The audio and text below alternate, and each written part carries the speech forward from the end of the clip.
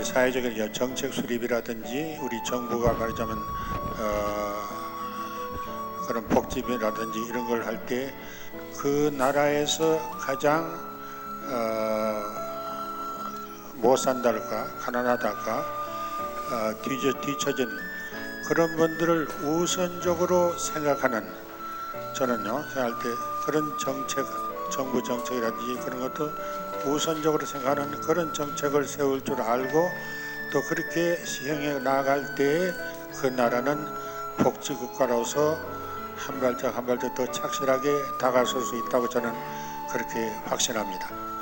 그렇기 때문에 이건 저희들 그 교회의 선이 쓰는 용어입니다만은 가난한 이들에 대한 우선적 선택 이것이 우리에게 있어야 되고 또 가능하다면 단지 가난한 이들을 위한 것만이 아니고 가난한 이들과 우리가 함께 할 줄 아는 그런 마음가짐과 삶의 자세 이것이 우리에게 필요하다 이렇게 생각합니다. 제가 사실은 추기경님에 대해서 이야기하는 것 사실 송구스러워요.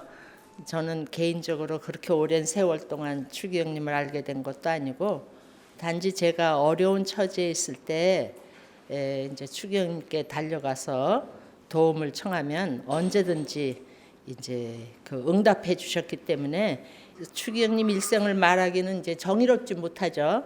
그러나 다른 분들이 추기경님의 다른 삶을 말씀해 주실 것이라는 말을 듣고 용기를 얻었습니다. 추기경님이 떠나가신 후 추기경님의 존재를 더욱 그리워하고 있습니다. 그리고 이제 여러분들이 다 아시다시피 1960년대부터 90년대까지 꼭 필요한 인물이셨고 또 지도자 역할을 정치적으로, 사회적으로 또한 종교적으로 하신 분이고 한국 사회의 종교 지도자가 어떤 역할을 해야 하는지 잘 가르쳐 주신 분이라고 생각됩니다. 제가 추기경님을 만나게 된 것과 또 추기경님으로부터 많은 도움을 받게 된 것은 저에게 있어서 큰 은혜이고 저의 삶에 날개를 달아주신 분으로서 이 강연회에 초대받게 된 것도 큰 특별한 은혜라 생각됩니다. 제가 추기경님을 알게 된 사건은 그 시작이 1970년대로 거슬러 올라갑니다. 그 1972년 유신 정권이 시작되었고 10월 계엄령이 선포되어 모두가 숨을 죽이고 있을 때였는데 어느 일요일 날 제가 명동성당에 그 지하성당에서 청년들이 미사를 한다 그래서 이제 미사 참여하고 나오려고 하는데 청년들이 시위를 시작했어요. 그래서 그 시위 때 누가 피켓을 들기로 한 청년이 안 왔대요. 그렇다고 저한테 피켓을 전해주는 거예요. 그래서 어쩔 수 없이 피켓을 들고 이제 앞장을 서게 된 거죠. 근데 그때 이제 유신 그 계엄령이 하에 있었기 때문에 다들 숨죽이고 있었는데 벼랑 안에 청년들이 피켓 들고 구호를 외치면서 성당 밖을 나간 거예요. 그랬더니 기자들이 앞에서 잘한다고 아주 막 그냥 격려를 해줘서 우리가 더 크게 구호를 외치면서 이제 나왔는데 그때 처음으로 이제 성당 밖을 나간 거예요 청년들이. 그러면서 그 마산 수출 자유 지역에서 그 노동자들이 얼마나 고통을 당하고 있는지 그 사람들의 만행을 고발하는 구호를 막 외쳤어요. 그래서 신세계 백화점 앞까지 걸어가는데 경찰의 진압으로 이제 피켓도 뺏기고 뭐 하여튼 또 어떤 학생들이 마이크 같은 그거를 확성기를 저에게 주는 거예요. 그러니까 제가 그걸 다 붙들고 그러고 이제 다시 이제 학생들은 다 잡혀가고 막 명동 성당으로 다시 돌아와서 그 마이크를 돌려줬는데 그때 김수환 추기경님이 이탈리아 로마 출장을 가셔서 명동에 안 계셨습니다. 그런데 추기경님이 돌아오신 후 인근 경찰서에서 그 간부가 주경님을 찾아가서 지난주 시위 때 맨 앞줄에 서 있던 수녀를 찾아달라고. 근데 제가 사복을 했는데도 수녀를 이 여자 좀 나이가 있는 여자. 그때 나이도 많지 않았는데 어쨌든 그래서 다른 수녀의 소개를 받아가지고 그게 저인 줄을 이제 아신 거예요. 그래서 그 후로부터 추기경님은 나를 볼 때마다 농담하시는 것처럼 핏개 쓸던 여자를 이러고 놀리셨어요. 그게 이제 저에게는 그 추기경님을 알게 된 또 그리고 추기경님의 농담을 이제 자꾸 맨날 들어야 하는 그런 처지가 되었습니다. 이 성심수녀회가 이제 1970년 총회를 통해서 우리가 사복을 하게 된 것도 제2차 바티칸 공의의 영향을 받아서 우리의 사도직의 대상을 가난한 이들을 우선적으로 선택하자는 결의를 했어요. 근데 당시 우리가 운영하는 학교는 성심여고 중고등학교죠. 부자들만 왔었어요. 좀 그래서 박근혜 대통령도 성심 중고등학교를 입학했던 거예요. 그때 대통령 딸이었어요. 그런데 우리가 그때 기숙사가 있었기 때문에 기숙사 생활을 1년 했어요. 박근혜가. 저가 그때 예비 수녀였거든요. 그래서 이제 기숙사 생활을 하는 걸 다 봤죠. 근데 그때는 아주 착한 학생으로 얼마나 열심히 몸소 청소하고 이런 걸 다 하고 아주 좋은 학생이었었어요.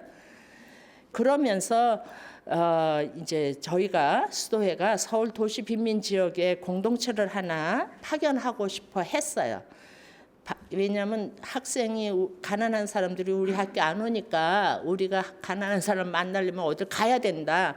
그래서 이제 그 도시 빈민 지역에 어딜 찾아다녔는데 우리 광구장 수녀님이 이제 추기경님을 만난 거예요. 그랬더니 그 추기경님이 그 상계동을 추천해 주셨어요. 그런데 우리 수녀들이 빈민 지역에 가서 우리가 뭘 하냐, 사회복지 뭐 돈 주는 것도 아니고. 그런데 마침 지학순 주교님이 이제 탄광 지역에 거기는 교육이 필요하다고, 부녀자들 어린이들 교육이 필요하다고 그래서 그것을 이제 그 추천을 해주셔서 저희들이 이제 식별한 결과 상계동을 아니고 고안 사북 쪽으로 이제 가게 된 거예요. 그때 이제 저도 선발대로 4명이 함께 이제 그것을 갔는데 지학순 주교님이 우리에게 부탁한 것은 가서 일부터 시작하지 말라 그랬어요. 왜냐하면 가서 광부들의 삶을 봐야 된다. 그래서 그 동네 사택 같은 데 들어가서 방 2칸짜리 하나 얻어가지고 이제 그냥 삶을 시작한 거예요. 근데 그때 처지는 우리는 가난한 사람들하고 함께 한다고 그래서 아무것도 안 가져갔어요. 냉장고니 뭐니 뭐 아무 시설 안 가지고 이불 뻗지만 옷 몇 개, 숟가락 몇 개만 가져갔는데, 그런데 이제 집이 우물에 가서 물 길러야 되고 이런 상황이었었어요. 그런데 우리가 도우려고 거길 갔는데 실질적으로 우리가 무능력했어요. 왜냐하면 거기 생활 구멍탄 떼는데 맨날 꺼트리죠. 그러니까 이제 물찌개 못하고 물 기르러 갔다 다 흘려버리죠. 그러니까 동네 사람들이 막 도와주더라고요. 그러면서 친해졌어요, 동네 사람들하고. 그런데 이제 나중에 보니까 우리가 가서 할 일이 없어요. 또 3교대를 하기 때문에 이제 방문을 다녀, 집집마다 신자들 특히 이제. 그러면은 아침에 가면 밤일하고 와서 잔다고 문전박대, 저녁에 가면 지금 일 나가려고 밥 먹는다고 문전박대. 정말 할 일이 없었어요. 근데 그래도 학교에서 뭘 가르치면 뭔가 하는가 보다 이렇게 생각을 했는데 할 일이 없는 게 그렇게 힘드는 거 처음 체험한 거예요. 그래서 누가 도우러 하면 너무 감사해가지고 뭐 어디 누가 아픈데 병원에 갈 사람 없다 그러면 이제 모시고 가야 되고 이런 상황이 있었는데 우리에게 도움을 청하러 오는 사람들이 그렇게 고마울 수가 없었어요. 그래서 진짜 이제 여기 수도서 생활하고 이제 성직 생활을 하는 사람들이 우리에게 도움을 청하러 오는 사람을 진짜 구세주로 맞이해야 돼요. 그 생활하는데 도움 필요하는 사람이 없다면 우리 이 존재 자체가 의미가 없잖아요. 네. 그랬는데 그래서 이제 그 지역에서 몸소 살고 있는 그 자체가 참 힘든 시간이었어요. 할 일이 없는 게 힘든 시간. 그래서 이제 뭐 무슨 일을 좀 얻으려고 그래서 어떤 수녀님 간호사니까 간호원으로 일하고 또 우리 외국 수녀님도 하나 있었는데 그냥 학교 가서 영어 가르치고 뭐 이러면서 각자가 일을 찾은 거예요. 그래서 이제 그 탄광 지역에서 저는 사회사업가이니까 지역 사람들을 좀 만나려고 쫓아다니면서 이제 그렇게 일을 하다가 80년에 그 4월 22일 날 이제 광성부들이 노조를 만든 거예요. 그랬는데 회사에서 이제 어영돈 노조를 만들었죠. 그래서 그 두 노조가 투쟁을 벌이는 바람에 유명한 그 사북 사건이 터진 거예요. 그게 광주 사건이 4월이니까 광주 사건이 일어난 그 해예요. 같은 해. 그래서 그 사북 사태가 일어난 것이 광주의 그 사건하고 연결이 됐다고도 얘기를 했죠. 그러고 나서 이제 제가 다시 그 1982년에 상계동 본당 수녀로 파견이 된 거예요.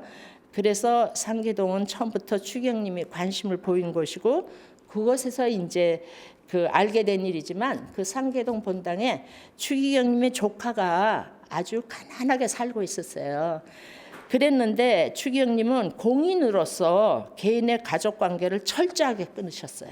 그래서 그것을 안 조카도 서로 연락하지 않았어요.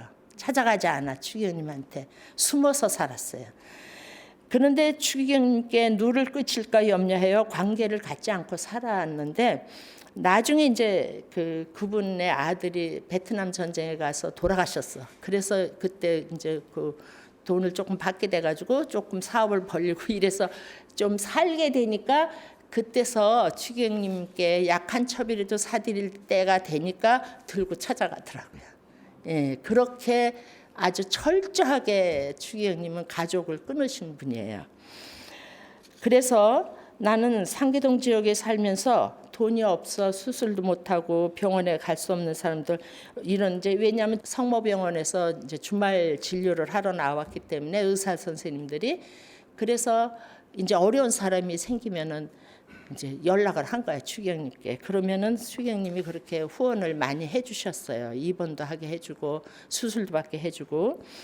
그래서 이제 늘 추기경님께서 항상 우리를 지켜봐 주시고 이제 관심을 가져 주셨는데 80년 초반에 이제 그 상계동이 재개발 바람이 불기 시작했는데 정부는 86년 아시안 게임과 88년 올림픽 게임이 이제 앞서서 도시 정비 사업이 있었고 그래서 이제 지하철 4호선이 그때 들어온 거예요. 근데 지하철 4호선의 상계역에서 이렇게 내려다 보면은 그 유명한 철거 한 173번지라 그래요. 거가 2,000세대가 살았어요. 그게 이제 청계천에서 옛날에 철거한 사람들을 집을 4평짜리 집이에요. 4평 방 하나. 그렇게 2,000세대가 있는데 그걸 내려다 보면 그냥 지붕 위에 뭐 돌이 있고 뭐 하여튼 이런 아주 그냥 정말 빈민 지역이죠. 그래서 이북 사람이 오면 거기 사진 찍어간대요. 그러니까 이제 할 수 없이 거기를 철거하기로 한 거예요. 근데 이 4평짜리니까 딱 방이 하나예요.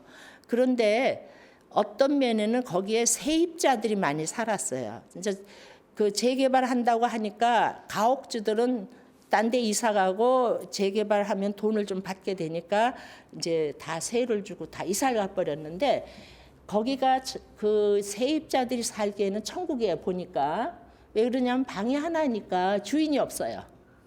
그래서 자기 집이에요.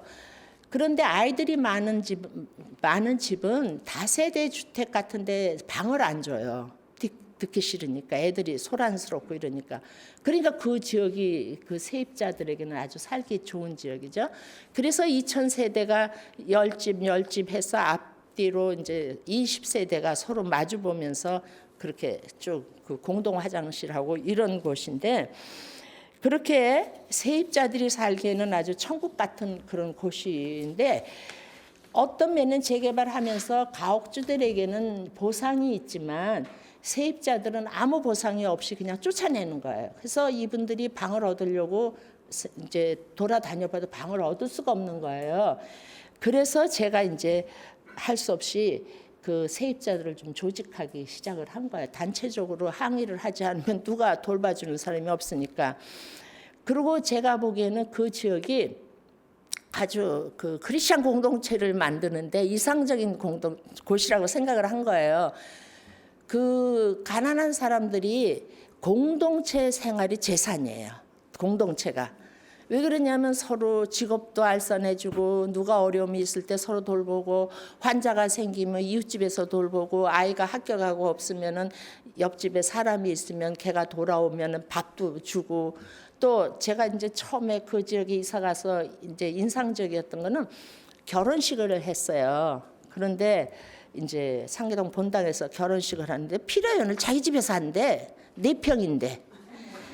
그래서 아니 어떻게 자기 집에서 피레연을 해? 그래서 에이 오세요. 그래서 제가 이제 따라갔어요. 따라갔는데 그 골목에 들어갔는데 사람이 다 어디로 가고 없어요. 그래서 잔치집이 어디야 이러니까 아예 아무 방이나 들어오세요 이래. 그게 이제 20집이 다 잔치방이에요. 그 집에 그릇, 젓가락, 숟가락 다 쓰고 상 놓고 이제 잔치집은 과방이야. 음식만 날라. 그런 부자 피로연 장소가 어디 있어요? 방이 20개야. 방이 20개예요. 또 초상이 나도 그냥 그 골목 끝에다가 천막을 치고 그러고는 저녁 때가 되면은 남자는 이 집에서 자고 여자는 이 집에서 자고 애들은 저 집에서 자고 20집이 다 초상집이에요. 그래서 그리고 이제 그 다닥다닥 붙어 있으니까 좀 뭐 고깃국이라도 끓이면 냄새가 다 나잖아요. 주위에. 그러니까 그인애들이 하는 말이 이제 자기 어떤 분이 하는 말이 자기 부인한테 예, 그 국 냄새가 너무 맛있다. 저기 바가지 한 바가지 물 더 부어 이래. 그래서 나눠 먹어야 돼. 혼자 먹을 수가 없는 거예요. 그러니까 아 나는 정말 이런 공동체가 어디 있어요. 그래서 여기를 크리스천 공동체를 만들면 좋겠다. 이상적인 곳이다. 그랬는데 이렇게 이제 철거를 하게 된 거죠. 그래서 재개발이 들어오면서 이제 제일 먼저 재개발 사업을 할 때 하는 것이 주민들을 분열시키는 거예요. 그래서 뭘 돈을 줄 테니 어디로 이사 가라 뭐 해라 이러면서 사람들을 다 이렇게 갈라놓는 거죠. 그래서 이제 할 수 없이 세입자를 제가 조직을 해서 그것도 어떻게 성당에서 내가 그냥 가서 신자들도 아닌데 어떻게 모을 수가 없어서 성당에서 우리 세입자를 위해서 기도한다고. 그래서 이제 9일 기도를 꾸몄어요. 그래가지고 사람들을 모아가지고 그래서 기도를 하라 그러니까 이 사람들이 나 신자도 아닌데 기도할지 몰라요 이래. 그래서 첫날은 내가 기도문을 다 썼어요. 근데 기도문을 써서 하나씩 나눠줬는데 어떻게 썼냐면은 그인애들의 삶의 하소연을 쓴 거예요. 뭐 자기는 애들이 학교 갔다 와서 어떡하고 뭐 이런 이제 사정 얘기를 제가 다 아니까 그걸 써서 줬어 그랬더니 그분 중에 하나가 이런 기도는 나도 할 수 있어. 자기네 사정 얘기니까. 그래서 이제 그다음부터 이네들이 기도하는데 자기 삶의 넋두리를 다 하는 거예요. 그러니까 사람들이 울고 불고 하면서 이제 기도를 하면서 뭉쳤어요. 그래서 그때 그 9일 기도가 끝난 다음에 세입자 그 단체가 결성된 거예요. 자기가 회장하겠다고 그러고 나서고 이제 이러면서 그리고 이제 이런 좋은 일이라면 나 목숨 바쳐서 일한다. 가난한 사람들은 일할 것이 없어서 잃을 것이 없기 때문에 자기 삶을 무엇을 옳은 것이 있다 그러면 그냥 자기 삶을 내던지는 사람들이에요. 제가 이제 그 이 철거하는 과정에서 또 이제 화제가 되는 얘기가 하나 있는데 철거가 들어와 가지고 이제 사람들이 잡혀갔어요. 그랬더니 한 분이 아주 빼빼 마른 사람인데 이 양반은 국민학교밖에 졸업하지 않은 사람인데 이제 경찰에 잡혀갔어요. 그랬더니 이가 단식을 한 거예요. 그랬더니 하는 말이 경찰서장이 와서 아니 먹고 기운이 나야 싸우지 않냐. 그러니까 먹으라고 막 그러면 이렇게 이제 빼빼 마른 사람이 죽는다고 먹으라고 막 그러니까 이분이 하는 말이 감옥에는 누가 들어와요? 죄 있는 사람이 들어가죠. 죄 있는 사람만이 여기 들어와서 먹을 권리가 있대요.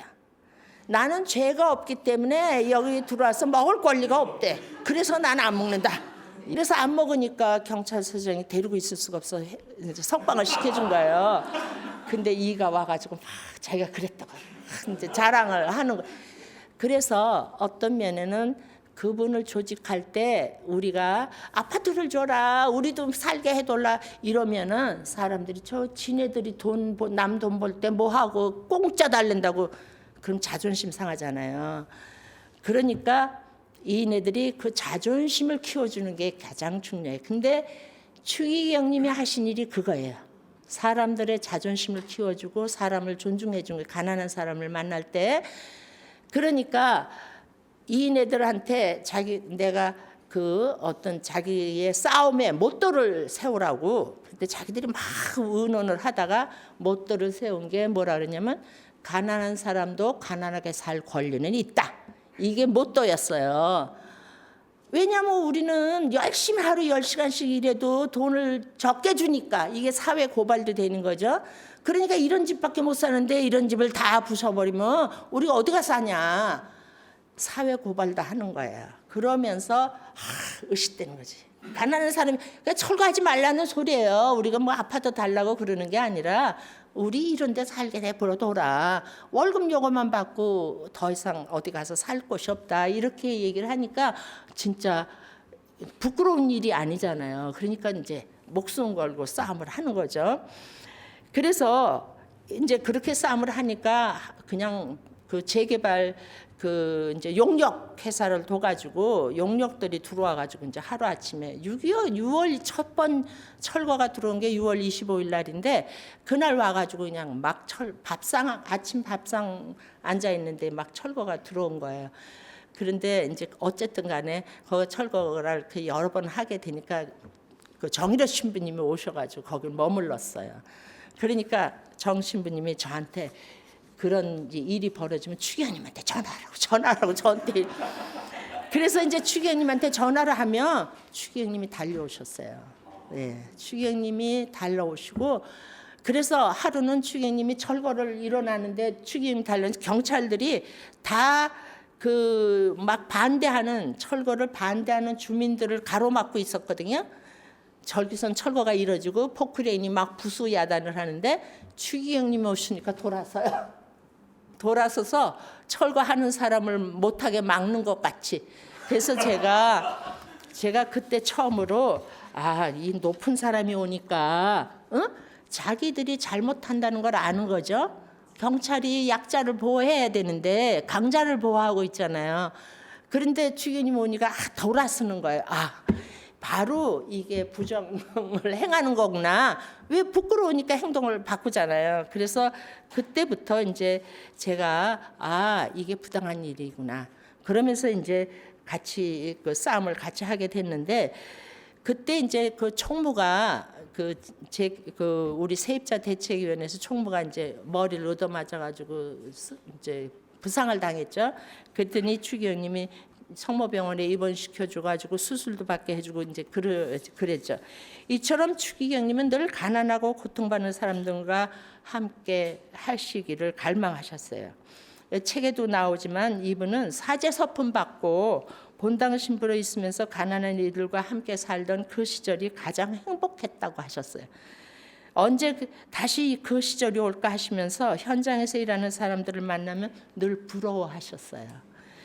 그래서 마음으로만 가난한 이들과 함께 하신 것이 아니고 농촌 본당 계실 때 그냥 너무 농부들이 가난하니까 뭐 안주연님 막 찾아가가지고 돈 달라고 도와달라고 그러니까 그냥 엄청난 돈을 주셔가지고 하여튼에 그냥 그 가난한 농부들을 도와준 행동으로 그렇게 하신 적도 있고 이렇게 저도 어려움이 있을 때 찾아와 주시고 격려해 주시던 추기경님께서는 정말 저에게 많은 힘을 되었습니다. 고안 사복 탄광 지역에 있을 때도 그랬고 이제 상계동에 있을 때도 또는 그 노동 사목을 할 때도 이제 늘 저에게 힘이 되어 주셨는데 1986년 그 유명한 성탄절에 추기경님이 상계동 철거민들과 함께 성탄 미사를 하고 싶다고 하셨어요. 그래서 우리는 천막을 치고 이제 자리에다 천막 치고 미사 준비를 해놨죠. 그랬더니 4시쯤 됐는데 그 철거 용역 회사에서 이제 포크레인 가져와가지고 이 천막을 다 부수고, 그리고 거기다가 또 뭘 할까봐 구덩이를 팠어요. 그게 30-40m 정도 깊이 구덩이를 파버렸어요. 그러니 어떻게 미사를 해요? 그래서 제가 다시 전화를 해서 추경님 오늘 미사 못 하시겠어요? 여기 다 부숴버리고 재고 우리 준비해놨는데 다 없어지고 구덩이를 파가지고 어디서 미사할 데가 없어요. 그러더니 추경님이 걱정하지 마. 구덩이 어떤 옆에다가 길거리에라도 거적대기 하나 깔고 그리고 거기서 이제 한 데서 미사 하시겠다는 거예요. 그리고 재고 뭐 이런 거 내가 다 가져갈 테니 걱정하지 말라고. 그러더니 저녁에 오셨어요. 그러니까 기자들이 다 따라오잖아요, 또. 그래서 어떤 면에는 그 철거의 만행을 그냥 온 세상에 공개하게 된 거예요. 사람들이 다 사진 찍어가고 기자들이 따라와가지고. 그래서 이제 추경님은 내가 다 준비해 가지고 간다고 그렇게 이제 그러면서 진짜 어떤 면에는 그 거리 미사의 시작인 것 같아. 그렇죠? 거리 미사 처음 거기서 거리에서 한 거예요. 그냥 거리에다 거적대기 깔고 우리 거기 앉아서 이제 그 성탄 미사를 한 거죠. 그래서 이렇게 마지막으로 이제 철거가 들어온 것이 87년 이제 4월 16일인데 재개발 추진위원회에서 강제로 완전히 철거하기를 시작한 거예요. 저기 추럭 70세 추럭이 왔어요. 그래가지고 세입자들의 가구를 한 집씩 다 실어가지고 그냥 어디로 가버렸어요. 어디다 방을 얻어놨대. 그러면서 강제로 그렇게 이주를 시키는데 이네들이 그걸 따라가겠어요? 안 가지. 그러니까 이제 할 수 없이 사람들이 애들은 다 학교 가고 직장 간 사람도 있고 이거 어디서 만나요? 그리고 거기다가 바리게이트를 치고 못 들어가게 했어요. 완전히 다 부셔버렸기 때문에. 그러니까 누군가가 우리 명동에서 만나자 하고 소리를 지르더라고. 근데 그때 권 신부님인 것 같아요. 신부님이 명동 보좌 신부님이 그런 것 같아요. 그래서 다 이제 식구들을 끌고 명동 성당을 간 거예요. 그래서 명동 성당에서 그날 문화관에서 이제 하룻밤을 지냈어요. 근데 어떻게 이네들 그 다음날 그래서 천막을 친 거예요 거기다가. 그래서 크게 천막을 2개를 쳤어요. 하나는 남자 거 하나는 여자 거. 근데 그때 추경님이 그걸 그냥 묵인해 주신 거죠. 지금 같으면 못 가죠. 그래서 이제 추경님이 묵인해 주시고 추경님은 신자들의 불평하는 소리, 찌푸리는 눈초리가 마음이 몹시 아프시다고 하셨어요. 그리고 명동에서의 천막생활 3일째 되는 날이 성목요일이었어요. 그랬는데 그때 추경님이 계획했던 거 다 쓰고 그 세입자 대책위원장하고 목동에 이제 거기 위원장하고 이 2사람 발을 씻어주는데 참가를 시키는데 신자도 아니에요. 그분의 발을 씻어줬어요. 얼마나 이분들이 감동을 했겠어요. 그런데 이제 저를 보고는 그 무덤제대에다가 이제 기도를 하는데 저를 보고 기도를 하나 하래요. 그래서 제가 그때 심정은 예수님이 겟세마니 동산에서 자기를 잡으러 올 거 아니에요. 그때 얼마나 벌벌 떨고 기도했겠어요. 제가 그 심정이라 제가 그 마음을 다 표현을 하면서 정말 경찰이 언제 들어올까 겁이 나서 죽겠어요. 이러면서 이제 기도를 하니까 추경님이 그 이튿날 네가 기도 참 잘했다고 위로해 주셨어요. 이렇게 해서 명동 성당은 가난한 노동자, 억울한 일을 당하여 농성에 들어간 사람들의 피신처가 된 거예요. 처음으로. 그러면서 이제 그 이후 명동 성당은 민주화 운동의 해방구가 되었죠. 1987년 박종철 고문치사 사건이 일어났을 때 6월 10일 이제 데모하던 학생들이 경찰에 밀려서 명동 성당으로 들어왔죠. 경찰이 쏜 체류탄이 성당과 죽여간 천막에 노숙하는 상계동 주민들이 맞아야만 했습니다. 경찰 병력이 투입하여 학생들을 강제로 연행하겠다고 해 소식을 듣고 추기경님이 그 유명한 말씀을 하신 거죠. 그 학생들을 체포하려거든 나를 밟고 그 다음 신부와 수녀들을 밟고 그리고 학생들을 잡아가라고. 그랬더니 할 수 없이 경찰들이 물러갔어요. 네. 그래서 명동 성당에 그렇게 6일간 경찰과 대치하는 동안 상계동 주민들이 이들에게 이제 그 밥 밥도 해주고 라면도 끓여주고 이제 하여튼 그때 정말 참 그 아름다웠어요. 제가 거기서 이제 잠깐씩 머무르면은 어떤 학생들은 눈물을 흘리면서 너무나 오랜만에 엄마 같은 분이 지어준 따뜻한 밥을 먹는다고. 왜냐하면 운동권 애들이 맨날 쫓겨가서 집도 못 가잖아요. 그러니까 그 밥을 먹으면서 울어요. 그래서 민주화 운동한다고 집에 들어가 보지 못한 지 오래되었다고 하면서 그들이 명동을 떠날 때 서로 부둥켜 안고 울고 막 그러면서 이별을 했어요. 버스 대절해가지고 보냈잖아요. 그럴 때 주민들하고 이렇게 울었다고 그러더라고요. 그래서 명동 성당도 온갖 불평과 비난을 무릅쓰고 성역 보호에 최선을 다하시면서 하소연할 곳 없이 찾아온 이들에게 한 뼘 공간이라도 내줘야 한다는 의무감으로 살았다고 이런 말씀을 하셨어요. 주경님은 이렇게 가난한 사람들을 도울 뿐 아니라 정말 함께 또 하려고 하셨어요. 인상적으로 생각되는 것은 이제 제가 그때 수녀연합회에서 그 우리 현장 체험을 하면서 이 용산 그 성매매 그 동네를 방문했다가 이제 그 우리 메리노레 수녀님이 우리가 여기서 일하겠다고 그래서 이제 그 막달레나 집이라고 생겼어요. 그때 그 막달레나 집이 어떤 면은 탈성매매를 돕고 자활을 지원하는 쉼터를 제공하는 집으로 이제 그 수녀 메리노레 수녀님과 이옥정 씨인가 그분하고 같이 이제 그 시작을 했거든요. 추기영님은 몇 년 동안 그곳에 가셔서 그들과 함께 식사도 하시고 그들의 이야기 넋두리 다 들어주시고 어떤 때는 이 정월 대보름날 꼭 가셨대요. 그래서 장장 4시간을 함께 놀면서 네, 그들을 그렇게 그 사귀고 놀고 함께 그래서 그냥 막 서로 기대면서 이러고 장난을 쳤다고 그러더라고요. 추기영님이 그분들이 잘 모르잖아요. 누군지를. 그런데 할아버지 같은 분이 오시니까 너무 좋아서 그렇게 그 같이 지냈다고 합니다.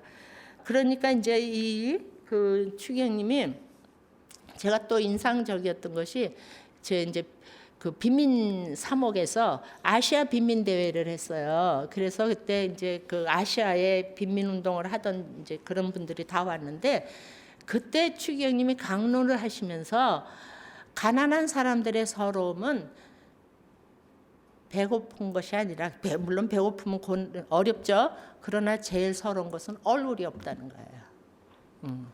누가 안 알아준다는 거지. 아무도 그 사람들을 쳐다봐 주질 않는데. 그래서 그 누가 온다 해도 쳐다보는 사람은 없대요. 그래서 가난한 사람은 얼굴이 없다고 하셨습니다. 그래도 우리는 쳐다봐 주는 사람이 있죠. 추경님이 가난한 사람들의 손을 잡아주는 것이 그 사람의 얼굴과 존재를 드러내 주시는 거라고 생각했습니다. 그분을 해주는 것이. 그래서 한 번은 아시아 주교회 참석하기 전에 각 나라에서 가난한 지역에 현장 체험하고 오라는 숙제가 있었습니다. 그때 제가 또 어떻게 해서 그 현장 체험 조직을 하는 일을 맡았었는데 추기영님이 이제 탄광 지역을 가시겠다는 거예요. 그래서 그쪽에 가시기로 이제 결정을 했는데 너무 얼굴이 알려져가지고 기차를 벌써 타고 갔는데 추기님 다 알아보는 거예요. 그러니까 몰래 그 지역에 들어가서 정말 그 사람의 삶을 체험을 하려고 그랬는데 안 된 거죠. 그런데 이제 상계동에는 김옥균 주교님이 오셨어요. 그래서 근데 그 주교님이 되신 지 얼마 안 돼서 신자들의 얼굴을 몰라요. 그래가지고 제가 그 유명한 173번지에 방을 하나 할머니 사는 방을 할머니 딴 데다 우리 집에 오시라고 그러고 이제 거기 방을 얻어서 이제 김옥근 주교님이 며칠을 머무셨는데 동네 사람들이 할머니가 혼자 사니까 아침 저녁으로 문안을 하는 거예요. 그러니까 문을 확 열면서 할머니 주무셨어요? 할머니 안녕히 주무세요. 주교님이 놀래가지고 잠그는 것도 없고 그러니까 뭐 몰끈을 하나 얻어가지고 문고리에다가 이러고 이제 그렇게 주무셨대요. 그런데 이제 문제는 화장실이에요. 공동 화장실이잖아요. 갔다가 집을 못 찾아요. 그래서 하루는 화장실에 갔다가 못 찾아가지고 성당에 오셔서 나 화장실을 집 못 찾았어요. 그래서 그 주교님은 이제 얼굴을 동네 사람들이 모르니까 동네 사람과 같이 이제 똑같이 같이 기도도 하고 밥 모임도 하고 같이 음식도 나누고 그런데 그 주교님이 마음이 너무 편하고 좋대. 방바닥에다 이제 상을 차려놓고 뭐 국수 먹고 막 이러면서 그래서 나도 옛날에 농촌에서 이렇게 살았어 이러시면서 결국은 그 주교님은 가셔서 그 할머니 집에 냉장고 하나 사주셨어요. 냉장고도 없었거든요. 그러니까 이렇게 할머니가 이렇게 고생하는구나 냉장고 하나 사주시고 너무나 이제 기뻐하셨던 기억이 나는데 추기경님은 갔다 오셔가지고 나는 너무나 잘해서 사람들한테 대우만 받고 왔어. 이렇게 이제 그 정말 주교님이 그렇게 이제 그 혼자 아무리 그렇게 하려고 해도 너무나 얼굴이 알려져서 가난하게 살 길이 없었던 거예요. 그리고 이제 추기경님은 그 또한 굉장히 정치적이신 분이라는 걸 제가 알았어요. 제가 어떤 기회에 함께 식사를 하게 되었을 때 이제 들은 이야기예요. 소신학교 다니실 때 졸업반 때 윤리 과목 시험을 보는데 일본 천황에게 황국 시민으로서 조선반도 청소년 학도의 소감을 쓰라 그랬대요. 그런데 추경님이 문제를 딱 봤더니 시험 거기다가 나는 황국 시민이 아님 따라서 소감 없음 이렇게 쓰고 그러고 시험지를 냈대요. 그때 당시 소신학교 교장 선생님이 장면 박사였대요. 그래서 나는 소신학교에서 그때 쫓겨날 거를 각오하고 그런 거죠. 근데 쫓겨나기를 바랬대요. 주경님은 왜냐하면 신학교 가고 싶지 않았다는 거죠. 그래서 이제 나는 쫓겨났다 생각하고 이제 교장실에 끌려갔는데 웬걸 일본으로 유학을 보내줬다는 거 아니에요. 그래서 일본 유학을 가셔서도 또 학도병으로 끌려가시게 됐대요. 그런데 어느 섬에 갇혀 있었을 때 해방이 되었다는 거죠. 그때 미군이 그 섬을 점령해서 들어왔는데 일본인들을 그냥 놔두었다는 거예요. 그리고 그 중에는 학도병으로 끌려온 학생들도 있고 노무자들도 있고 그런데 안 보내주더라는 거예요. 큰일 났어. 그래서 이분이 사전을 이제 근데 이분이 그렇게 옛날부터 아무리 전쟁에 끌려가도 사전은 가지고 다녔대. 영어 배우느라고. 그래서 사전을 보고 이제 아주 단어를 해서 문장을 하나 만드는 거예요. 그때 그 쓰신 말이 재밌어요. Would you please be kind enough to speak with me? 그랬대. 그러니까 would you please 뭐 똑바른 발음을 하려고 그랬는데 안 되는 거예요. 그러니까 그분이 하는 말이 what 하면서 무슨 말을 하려고 그러냐. 그러니까 도저히 이제 이게 통하지가 않는 거예요. 그래서 자기가 실망해서 이제 방바닥에 마루에 그 마당에 앉아 있는데 군인이 다시 찾아와서 무슨 말 하려고 그러냐. 그래서 자기가 지도를 그렸대요. 땅에다가 일본 지도 그리고 한국 지도 그리고 여기 나는 한국 사람이다. 여기 한국 사람, 일본 사람이 아니다. 이러면서 이제 자기 신분을 밝히면서 우리는 일본 군인이 아니라고. 그러니까 우리 보내달라고 이제 그 얘기를 한 거예요. 그랬더니 가더니 미국 장교를 데리고 왔더래. 와가지고는 이제 네가 여기 사정 얘기를 하면서 미군 12명이 헬리콥터를 타고 선발대가 떨어졌다는 거예요, 거기를. 그런데 행방불명이 됐다는 거예요. 그러니까 그 사람들이 어떻게 됐는지 너네들이 아냐? 아는 사람이 있냐? 내가 아는 사람 있다. 그러니까 말해달라고. 그런데 주기경님이 뭐라고 그러신 줄 아세요? 알고는 있다. 그러나 나는 그 이야기 지금 하지 않는다. 우리 한국인 신변을 보호해 준다는 약속이 있어야 이야기한다고. 얼마나 똑똑해요. 네. 그러니까 미군 장교에게 이 약속을 받아낸 다음에 이제 한국 사람들 다 모아놓고 일본 군인들이 무슨 짓을 했나 그걸 이제 얘기하라 그랬대요. 그랬더니 이 일본 군인들이 그 군인들을 로스팅을 했대요. 구워가지고 군인들한테 먹였대요. 왜 그걸 그렇게 했느냐면은 미국인은 사람이 아니다. 짐승이다. 이걸 증거하기 위해서 로스팅해서 먹였다는 거예요. 제가 그때 그 얘기를 들었을 때 김옥균 주교님 옆에 딱 수녀가 그 얘기를 꼭 써놔. 그래서 사람들한테 알려주라고. 그래서 이제 결국은 그걸 분명하게 아는 사람을 찾아서 그래서 이제 괌에 가서 이제 재판을 받게 되는데 추기님이 증인으로 같이 가게 됐대요. 그래서 6개월 동안 거기서 자기는 할 일이 없어서 영어 공부하고 하셨대. 그래서 지금 영어를 잘하시나 봐요. 그래서 이렇게 이제 재판이 끝나서 일본을 거쳐서 한국으로 돌아오는데 해방돼서 이 한국에서는 사람들이 추기님이 안 오니까 이게 큰일 났다고 생각을 했잖아요. 그런데 괌에 가서 6개월 있다 오셔서 늦게 오셨다는 거예요.